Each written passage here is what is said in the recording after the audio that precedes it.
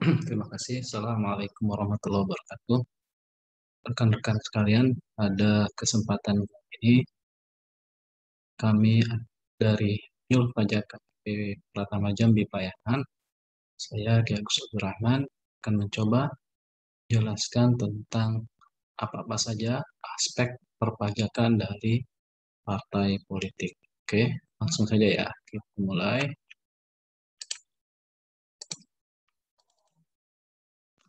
Baik, ya. Sebelum sampai ke aspek perpajakan dari partai politik ini, kita harus terlebih dahulu mengetahui apa itu yang dimaksud, apa yang dinamakan dengan partai politik sesuai dengan Undang-Undang Nomor 2 Tahun 2008. Sebagaimana telah diubah terakhir dengan Undang-Undang Nomor 2 Tahun 2011. Bahwa partai politik adalah organisasi yang bersifat nasional dan dibentuk oleh sekelompok warga negara Indonesia secara sukarela atas dasar kesamaan kehendak dan cita-cita untuk memperjuangkan dan membela kepentingan politik anggota masyarakat, bangsa dan negara, serta memelihara keutuhan negara Kesatuan Republik Indonesia berdasarkan Pancasila dan UUD 1945. Baik. Nah, berdasarkan keterangan di atas bahwasannya organisasi itu adalah termasuk salah satu dari objek pajak. Mari kita lihat. Jadi dalam peraturan perundang-undangan, subjek pajak sesuai dengan pasal 2 ayat 1 Undang-Undang PPH terdiri dari orang pribadi atau warisan yang belum terbagi, badan, dan bentuk usaha. Apa yang dimaksud dengan badan? Sesuai dengan pasal 1 angka 3 Undang-Undang KUP, yaitu sekumpulan orang dan atau modal yang merupakan kesatuan baik yang melakukan usaha maupun yang tidak melakukan usaha yang meliputi PT, perseroan komoditer, perseroan lainnya, BUMN atau BUMD, dengan nama dan dalam bentuk apapun. Firma, kongsi, koperasi, dana pensiun, persekutuan, perkumpulan, dan lain-lain. Dan di sini disebutkan organisasi sosial politik. Artinya, organisasi sosial politik termasuk dalam satu subjek pajak, yaitu subjek pajak badan. Oke. Nah, ketika sudah menjadi subjek pajak, apa saja kewajiban-kewajiban yang harus dilakukan oleh subjek pajak tersebut, khususnya di sini partai politik. Nah, yang pertama tadi dia merupakan subjek pajak. Kemudian ketika sudah memenuhi persyaratan subjektif dan objektif, maka subjek pajak tersebut dalam hal ini partai politik wajib mendaftarkan diri untuk mendapatkan NPWP dan setelah itu dia akan mendapatkan NPWP. Persyaratan objektif yaitu badan yang didirikan atau bertempat kedudukan di Indonesia dan yang persyaratan objektifnya itu menerima atau memperoleh penghasilan atau diwajibkan untuk melakukan pemotongan sesuai dengan ketentuan Undang-Undang PPH. Apa saja kewajiban partai politik ketika dia sudah mendaftarkan diri untuk mendapatkan NPWP? Maka yang pertama adalah ya jelas tadi sudah disebutkan mendaftarkan diri untuk mendapatkan NPWP, kemudian menghitung sendiri pajak yang terhutang, kemudian menyetorkan pajak tersebut ke kas negara, dan yang terakhir melaporkan pajak yang sudah disetor.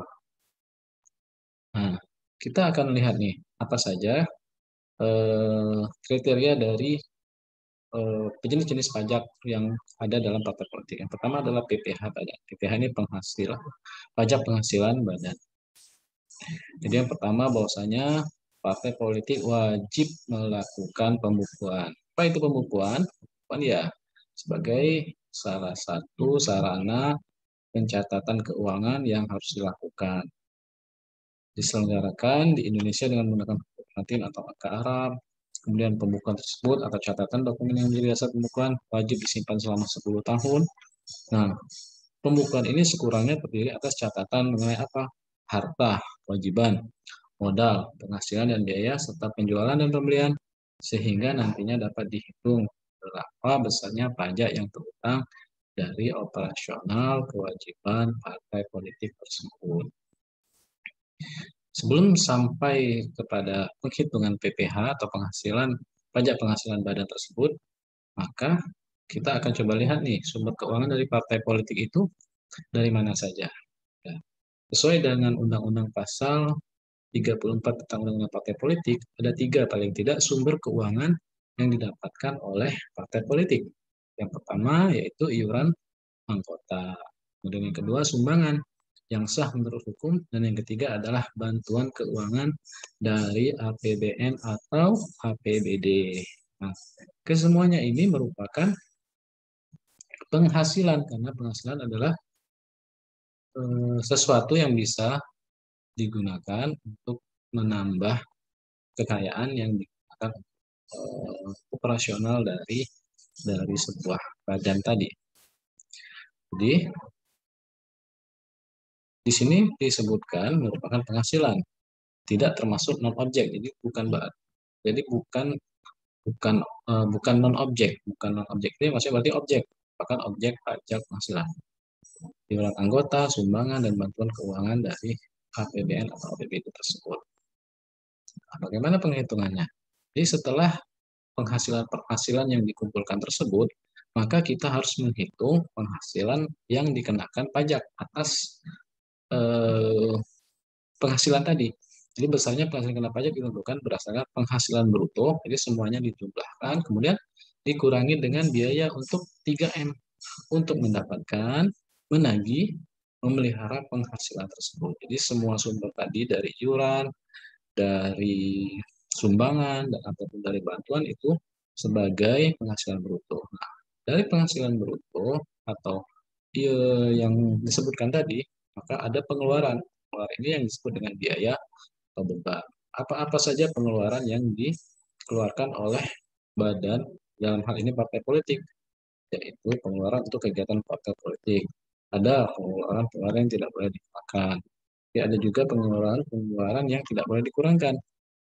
Nah, ketika sudah melakukan itu, ada penghasilan, kemudian dikurangkan dengan biaya atau beban, maka itulah yang didapatkan, yaitu penghasilan kena pajak. Oke, di sini mungkin Bapak Ibu sekalian sudah cukup paham, dan kita lanjut tentang bagaimana menghitung PPh-nya, pajak penghasilan terhutangnya.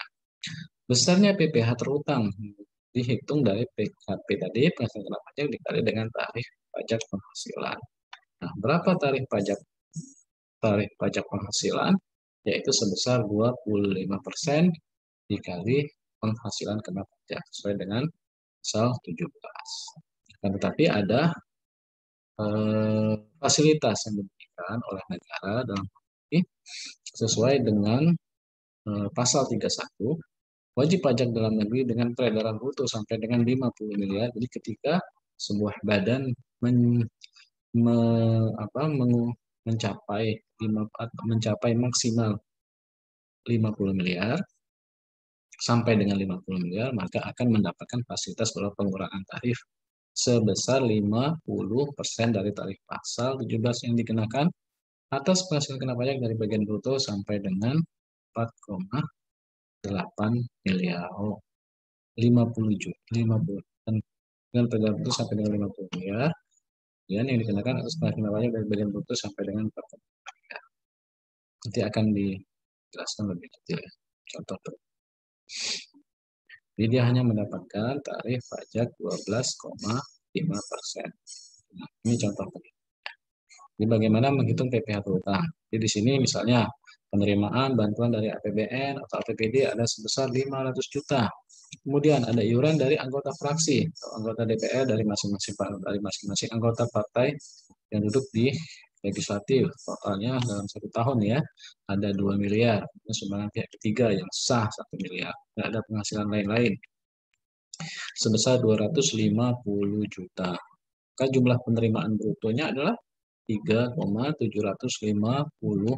miliar. Nah, dari 3,7 ini ada beberapa pengeluaran. Misalnya di sini ada biaya pendidikan politik 100 juta, ada biaya kegiatan partai lainnya 1 miliar, beban umum dan administrasi 500, beban penyusutan 100 juta, beban lain-lain 1 M. Ya, jumlah pengeluaran hanya sebesar 3,1, artinya ada selisih nih. Ada selisih dari penerimaan dengan pengeluaran sebesar 650 juta. Nah, 650 juta inilah yang dikenakan atau yang dianggap sebagai penghasilan kena pajak. Nah, bagaimana menghitungnya? Ya, tadi, maka PPh terhutang dari penghasilan kena pajak sebesar tarif pasal 31E 50% kali 25% dikali 150 juta sebesar 81.250.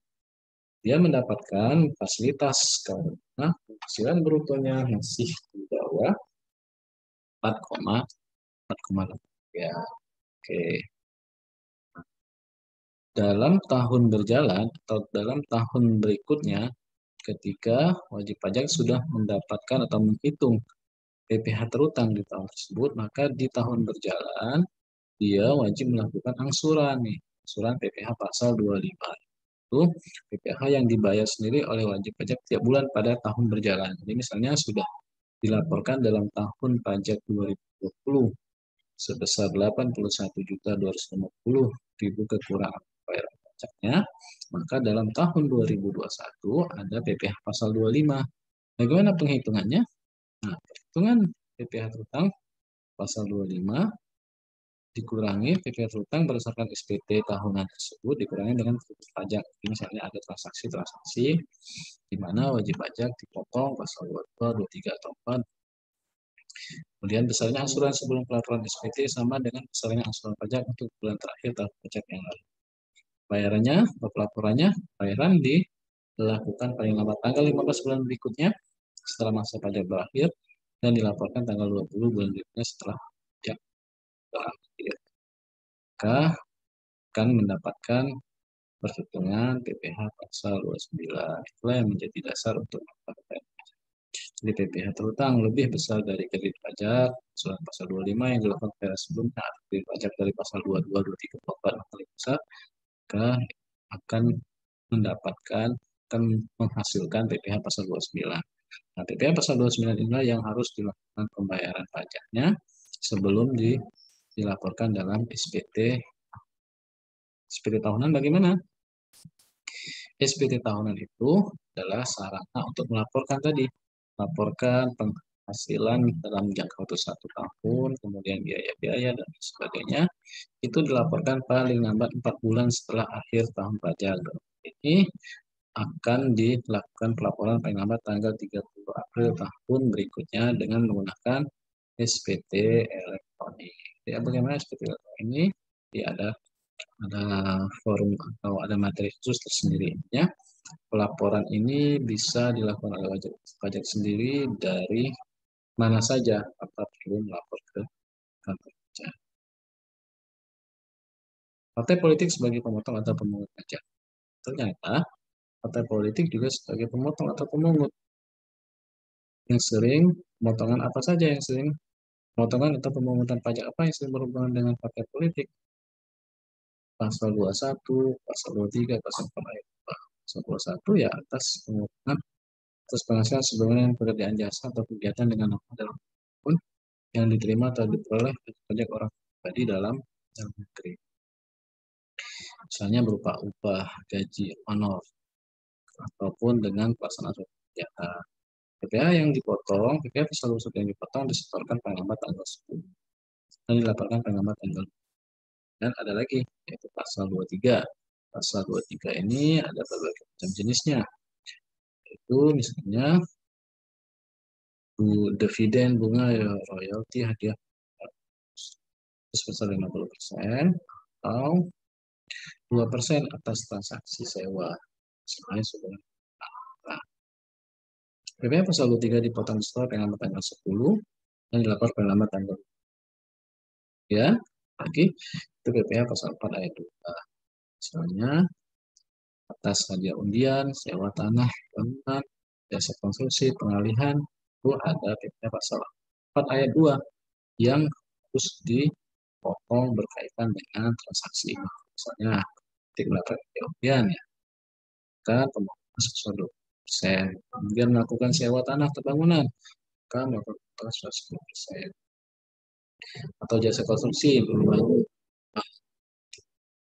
pakai apa namanya, dan partai misalnya, atau melakukan jualan atas aset bangunan dan tanah, maka dikenakan potongan pentas sebesar 2,5% itu sendiri. Nah, PPh pasal 4 ayat 2 yang telah dipotong setelah paling lambat tanggal 10, kemudian dilaporkan paling lambat tanggal 20. Oke, itu beberapa hal yang berkaitan dengan kewajiban dari partai politik sebagai badan. Mudah-mudahan bisa dipahami sehingga kita sebagai bagian dari anak bangsa yang melakukan eh, pendidikan politik kepada masyarakat juga tidak melupakan kewajiban kita sebagai warga negara yang baik melakukan kewajiban-kewajiban kita di bidang perpajakan. Terima kasih. Assalamualaikum warahmatullahi wabarakatuh. Sampai berjumpa kembali dalam channel KPP sama Jambi Raya.